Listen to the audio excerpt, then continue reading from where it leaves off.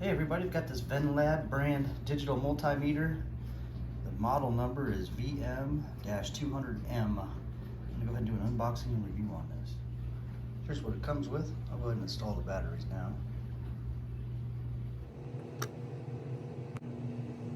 This thing has a little flap back here. You can flip it up and that way you can set it up just like this. Go ahead and remove the screen protector. Okay, the red lead is the positive lead, the black is the negative. All right, we're gonna go ahead and take a DC voltage measurement. I have a battery here with two ends and I've taped the sides on there just for an example. So now what we're gonna do, the red's gonna go on the positive. See the plus sign there? Red's gonna go on positive, black's gonna go on the negative, and it tells you to put it on the V with the dotted line above it and then the solid over that. And so it's good to know what kind of voltage you're expecting. So off the battery here, I read a 1.5 volt. So let's just see how accurate that is. Again, negative, black. So I've got it at 20 there. So let's just say, I'll show you. First we'll put it to 2 because it's a little bit higher than what we're expecting. So we're just holding it on there. And we're at 1.6. One of the other things you can do if this thing's bouncing around too much, which you can see it keep reading, it reads very all the way to the thousandth.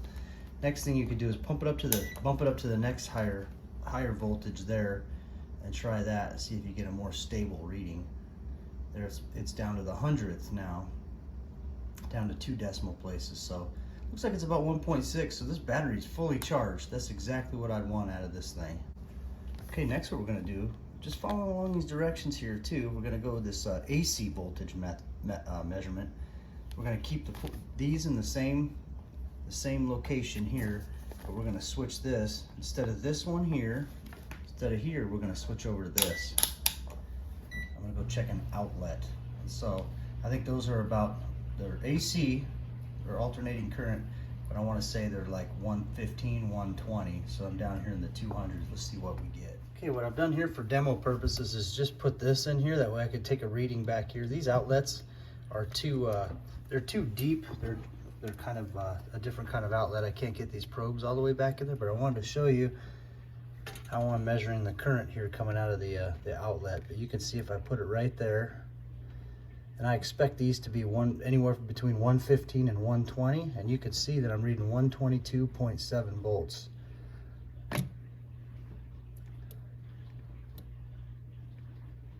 There it is. I'm going to show you another feature of this thing too. So we've got that coming out of there. See, we got 122 volts right now. Just kind of barely plugged it in. 122. One thing you can do is push the hold button on there. Or if you can, get somebody else to push it and it'll capture whatever's on the screen there. All right, now this is just checking for DC current measurement. If the current is under 200 milliamps, you put it in here. If the current's between 200 milliamps and 10 amps, you want to have it here, which is the case with this battery. And I figured that out just by switching that over there and switching this around here. And you kind of get, you'll see here, I'll show you. This one goes on the positive, this one goes on the negative. Let me put this up so we can see it better. Okay, no reading.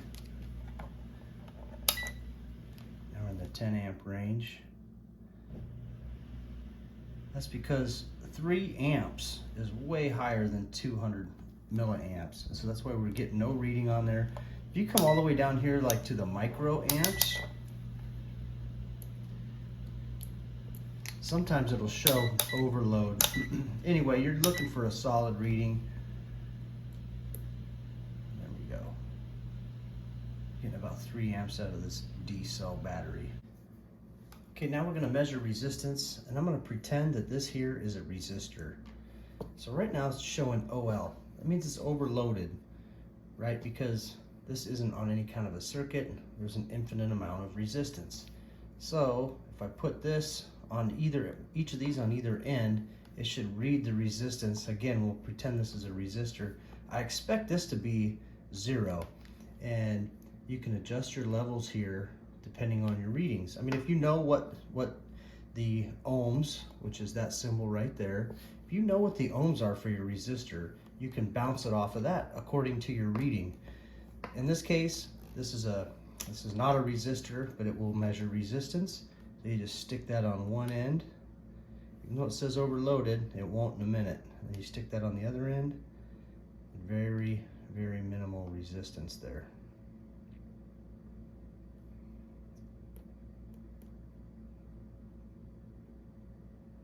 Darn near zero. So you just kind of adjust it accordingly and see in. So you got zero resistance there. There's what I want. I want a nice solid reading. I got zero there. We're gonna say this is a diode. That is the setting right there for diode measurement. You just put it on there. There we go. You can see our reading there. I probably won't have too much use for this, but if I ever do, I know it has the capability. So a big one that I'll use is a continuity measurement. That's next. So it says to put the black lead in the COM port, the red lead in here. All right, same thing goes here for continuity measurement. See that little right there? Got that lined up with that setting, and we'll go ahead and listen. So we put this one on here and this one on here.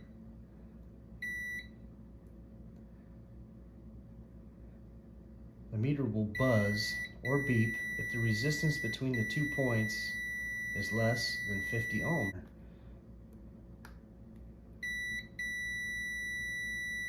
Okay, it means we got good continuity there. All right, overall, I really like this thing. If you're unfamiliar with electricity and what settings to put it at, you're definitely gonna need the directions. And the main thing to do is if you're working on something, know what it's supposed to be. Know what your reading is supposed to be.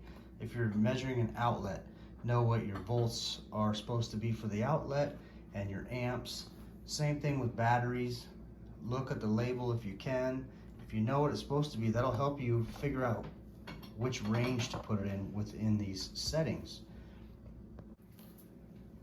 So I'm definitely pleased with this thing, and I'll be using it more in the future. All right, thanks for watching.